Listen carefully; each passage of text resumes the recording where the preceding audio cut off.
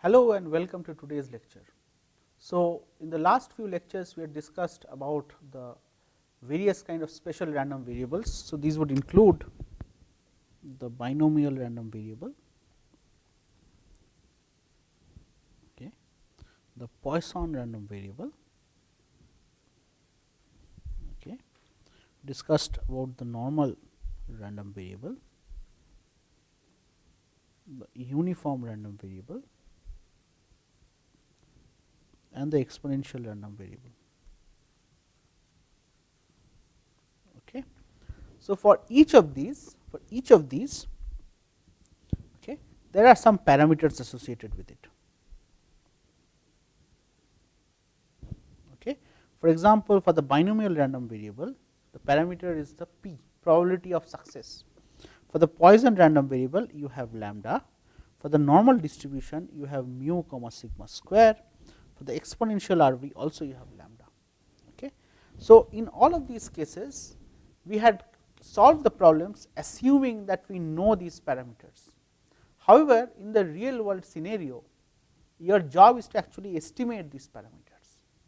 So, how do you do that? You actually use sampling to get insight into what these parameters are going to be. Okay. So, what is sampling? So, sampling is from the population, from your population, okay, you draw, let us say, n elements or objects. Okay. So, as one would imagine, depending on how you draw these n elements or objects, the results of your distribution will drastically vary. So, this is why there are enough theories as to how one should go about deriving a sample and what should be the sample size. Okay. But let us discuss a very simple case as to what is random sampling. Okay.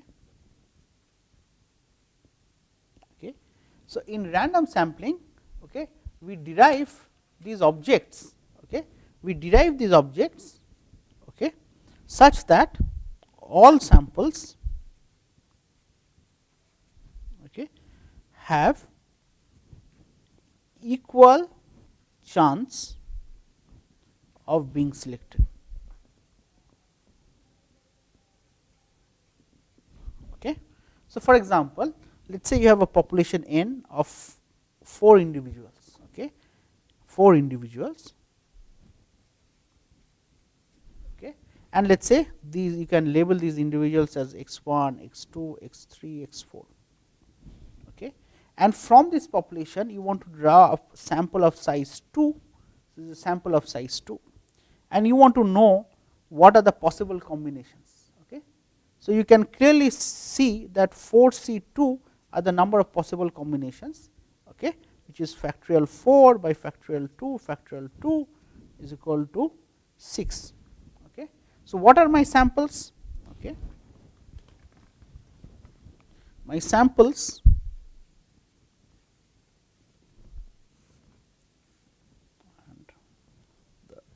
okay, I can put down the samples as 1, 2. So, I know that there are 6 samples. Okay. So, I can have, and this is my combination, okay, and I am taking 2, right. So, I can take x1 and x2, I can take x1 and x3, x1 and x4, x2 and x3, x2 and x4, x3 and x2, okay, x2 and x4 and x3 and x4. Okay. So, these are the different samples that you can draw. So, this would be called a random sampling if the probability of drawing sample 1 is equal to the probability of drawing sample 2, so on and so forth. Okay. But apart from random sampling, there are other types of sampling, for example, stratified sampling,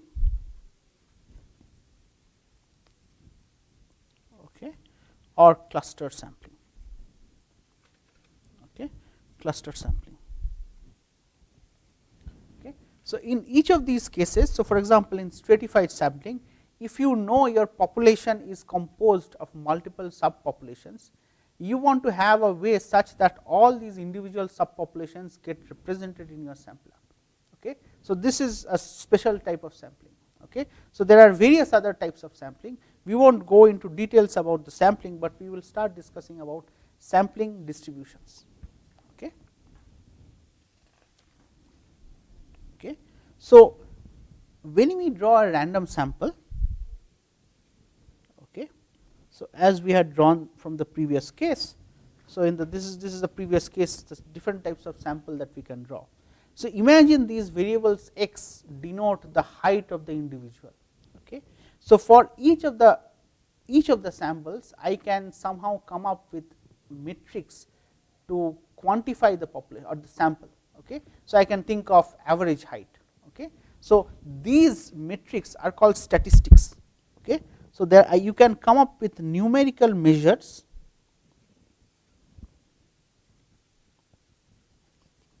okay, from the sample, and these are called statistics. Okay. And the probability distributions associated with these statistics. So, the probability distributions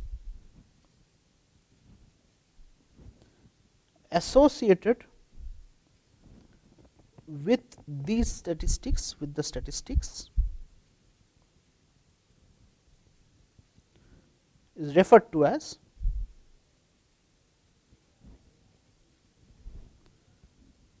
sampling distribution.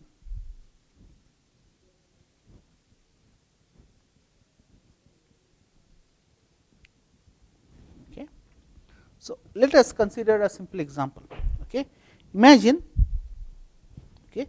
you have an n of 5 numbers. Okay. So, n equal to 5, the numbers are 3, 6, 9, 12 and 15. Okay. So, if a random sample of n equal to 3 numbers are drawn, is selected without replacement.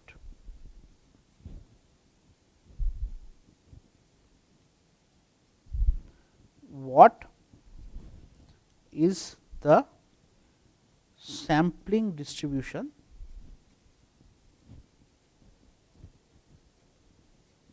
of the sample mean and the sample median? Okay. So, what is made clear is you have to select a random sample of 3 numbers without replacement. So, this would mean if I choose one number, let us say 3 for the first time, then I do not put this number back in apparently the box where these numbers are stored. So, the next time you can only draw one of the 4 numbers. Similarly, once you have drawn let us say 9, you cannot draw 9 again for the third time. So, you have to draw from one of the other numbers.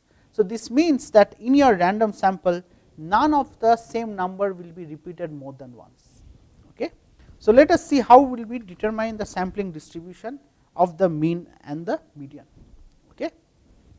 So, once again your n equal to 5, your numbers are 3, 6, 9, 12 and 15. Okay. So, in order to in how many different ways can you draw 3 numbers from 5 numbers? So, I can draw it for in 5c 3 different ways.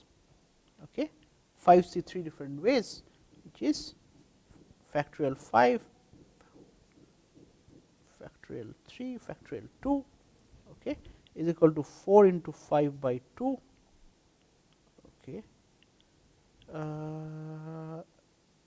yeah, okay, should be giving 10.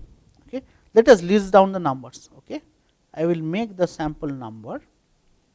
I will write down what is my sample. And for each of these I will calculate what is the x bar is the sample mean, and let us say m is the sample median. Okay. I can draw 3, 6, 9. For these cases my x bar is nothing but 6, my median is 6, my sample number 2 is 3, 6, 12. Okay. So, in this case 12, 18, 21, x bar is 7, median is 6, okay. 3, 6, 15, okay. X bar is 15, 18 and 6, 24. So, 8, median is 6, okay. 4th, okay.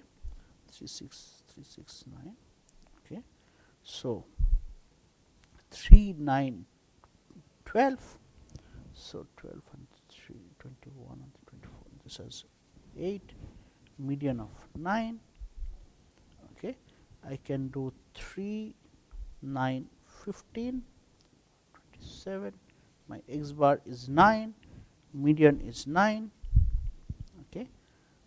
6, 9.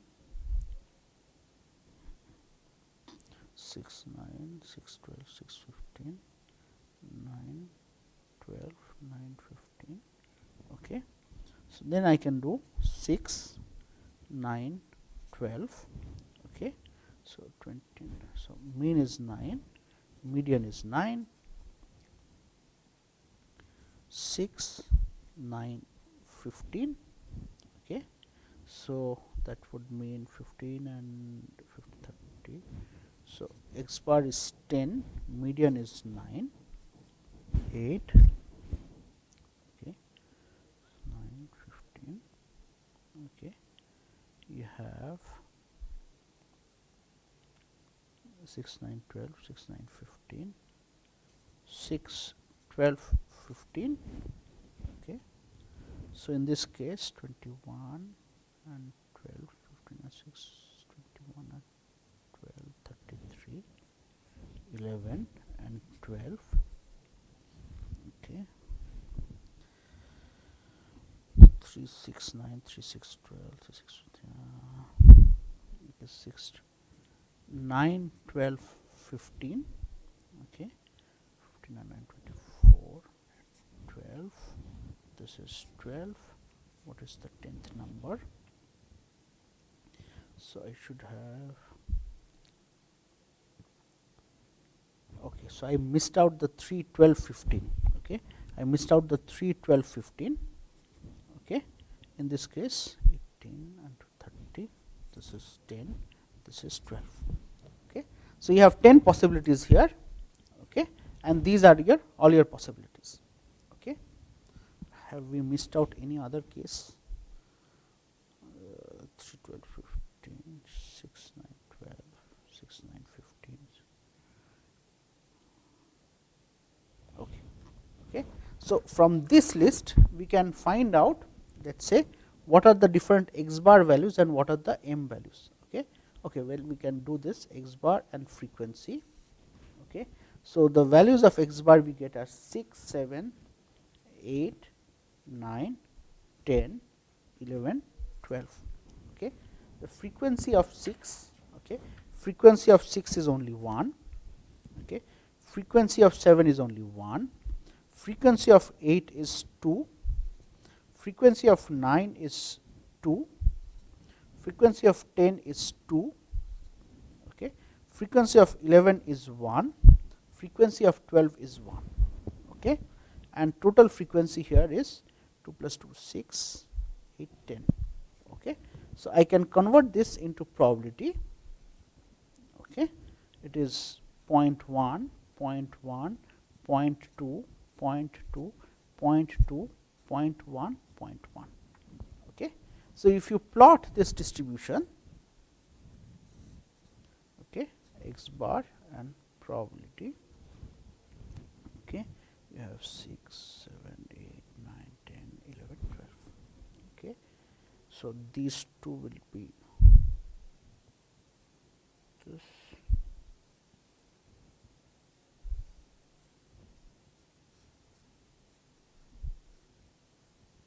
okay.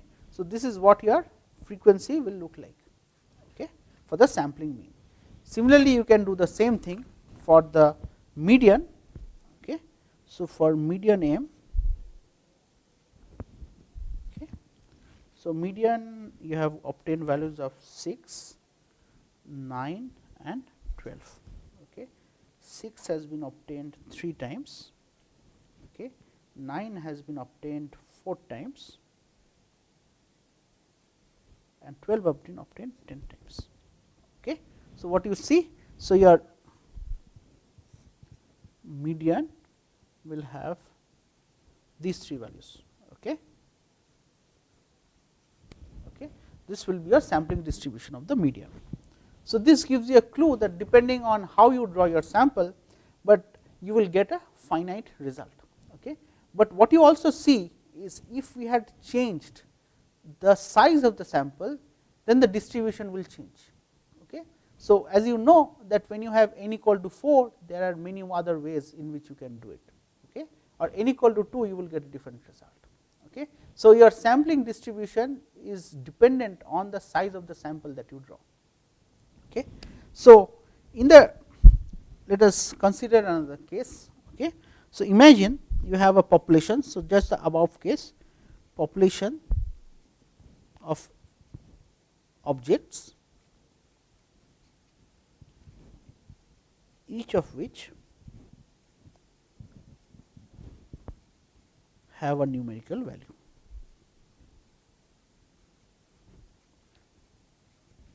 Okay. And okay, it has a numerical value. Okay. And let us say mean. So, for the population you have a mean equal to mu and a variance equal to sigma square. Okay. Now, let us say from this population you draw a sample of size small n.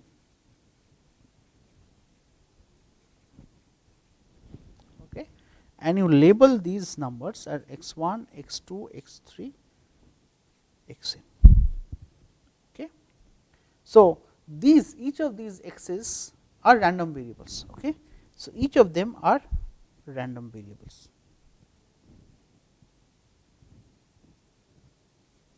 Okay. So, as for the previous case, you can see that each of these number is a random variable. Okay. So, first number is x1, second is x2, third is x3. So, you can have each of them take different values. Okay. Hence, the random variable. So, this will also mean that the mean, if I define x bar is equal to summation xi by n, x bar will also be a random variable. Okay. Okay. Which will have a given probability distribution. Okay. So, this was the probability distribution for the sample mean that we calculated when we drew a sample of 3 from 5 numbers. Okay. So, similarly, depending on your population size, you will get x bar. X bar is itself a random variable. Okay. So, I can calculate expectation of x bar, okay, as expectation of x bar is expectation of summation xi by n. Okay. Summation xi by n. Okay. Now, this I can split it down, since xi are independent, xi's are independent.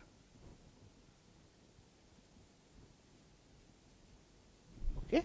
So, I can write this. Okay. So, I can write this as 1 by n summation expectation of xi. Okay. And what is the value of xi? Is simply mu. Expectation of xi is mu. So, I have summation of mu n times by n, which will return you a value of mu. Okay. And what about variance of x bar? So, variance of x bar is variance of summation xi by n. Right. So, you remember the expression we derived, variance of a x plus b is a square variance of x, okay, and b does not come into the picture. Okay. So, this would mean that variance of x bar will be equal to 1. So, your prefactor is 1 by n. Okay. So, in this case a is 1 by n. Okay. So, variance of x bar will be 1 by n square variance. So, summation variance of xi, because xi's are independent. Okay. So, each variance is sigma square. So, I will have n sigma square by n square is equal to sigma square by n. Okay. So, what this tells you, okay, what this tells you, So, your expectation of x bar is equal to mu, which is same as the population mean. Okay. And variance of x bar is equal to sigma square by n. In other words, okay, for a given distribution, okay, so let us say this is my mu value. Okay. For the sampling distribution, so as I increase my n, okay, with increase in sample size,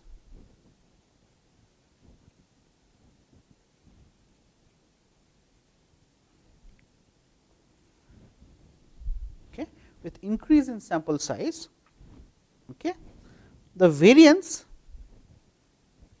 decreases. Okay. In other words, your distributions will become more and more narrow. So, let us say this is n for sample size of n, and this is for sample size n prime greater than n.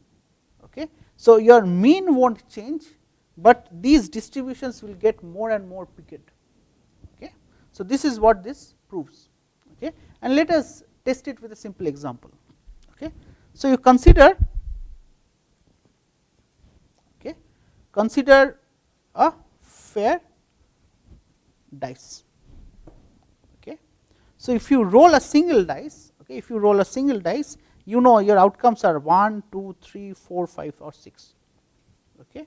And for each of them, probability is equal to 1 by 6. Okay. So, your distribution, okay, your distribution will simply be this from 1 to 6, and this value is 1 by 6. Okay. But let us say I consider 2 dice together. Okay. Let us say I consider rolling 2 dice together. Okay. Okay. And from this I am calculating the average score, that is equal to average of dice value. Okay. So, I can construct this table. Okay. Let us say first die what you return and second. Okay. So, you can have for the second any values from 1 to 6. For the first dice also you can have any values from 1 to 6. Okay. So, if I write down the average value, or if I write down the sum, be 2, 3, 4, 5, 6, 7. For 2 it is 3, 4, 5, 6, 8. Okay. 4, 5, 6, 7, 8, 9. Okay. 5, 6, 7, 8, 9, 10.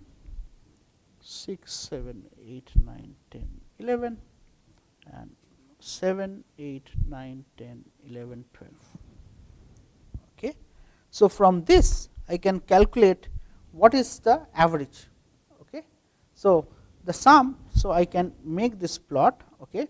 Let me make the plot of sum. I will get anywhere 2, 3, 4, 5, 6, 7, 8, 9, 10, 11, 12. This is the sum and this is my frequency. Okay. For 2 it is 1, for 12 it is 1, for 3 it is 2, for 11 it is 2, for 10 it is 3, for 4 it is 3, 5 it is 4, 9 it is 4, 6 it is 5, okay, 8 it is 5, okay, 7 it is 6. In other words, if we plot this data on this curve, okay, so what you see, you will have a distribution which will look like this. Okay, it is symmetric. Okay, this will look like this, and what you see by increasing. So this is, so if I plot the average, this will, so sum is 7, this is 3.5. It has the maximum value. Okay. So what you also note is the average of these numbers is 3.5. So your sample, the sample average is also giving you 3.5, which is same as the population average. Okay. but you transition from a flat distribution like this, okay, to this just by doing this 2 times. Okay. So, with increase in number, this gets on getting more and more distributed. So, if you increase your sample size, you will see that slowly it will go on transitioning into more and more picket distribution. Okay. So, this is the premise of the central limit theorem, one of the most important theorems in probability. Okay. So, what does central limit theorem say?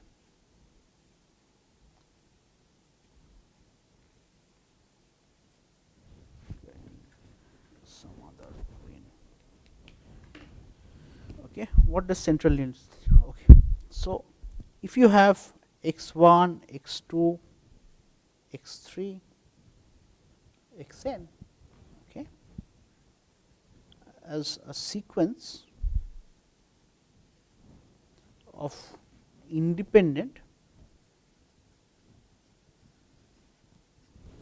and identically distributed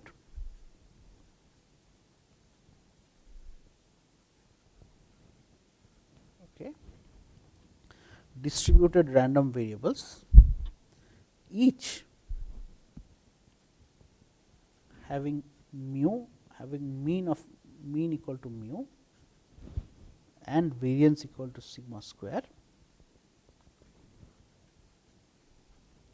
then for large n, okay, the distribution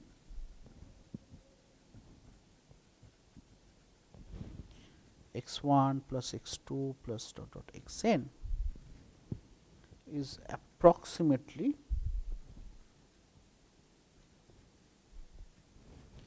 normal, okay, with mean of n times mu, okay, and variance sigma square n. Okay.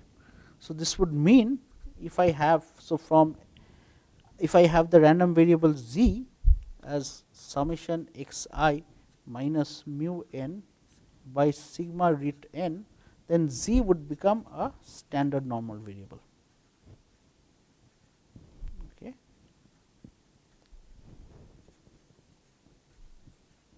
Okay. So, if your individual xi are normal random variables by themselves, then this is always a normal random variable or normal random variable independent of your choice of n. Okay. If xi's, okay, are from a symmetric distribution, okay, as we did for the rolling of a die case. Okay. For a symmetric distribution, even for small values of n, you will get a normal random variable, and that is what we obtained, right. So, in this case, even from for n equal to 2, we obtained a roughly normal distribution. Okay. So, increase in n will give you, but even for a symmetric distribution you will get a normal distribution. Okay. Otherwise, if the distribution is non-normal, for a population which is non-normal, you need n greater or equal to, it has been estimated, n is greater or equal to 30 to get x bar, okay, or summation xi to be a normal random variable. Okay. So, that ends our discussion today. So, we started with normal sampling distributions, and we saw how one of the important properties of sampling distribution is by increase in the sample size.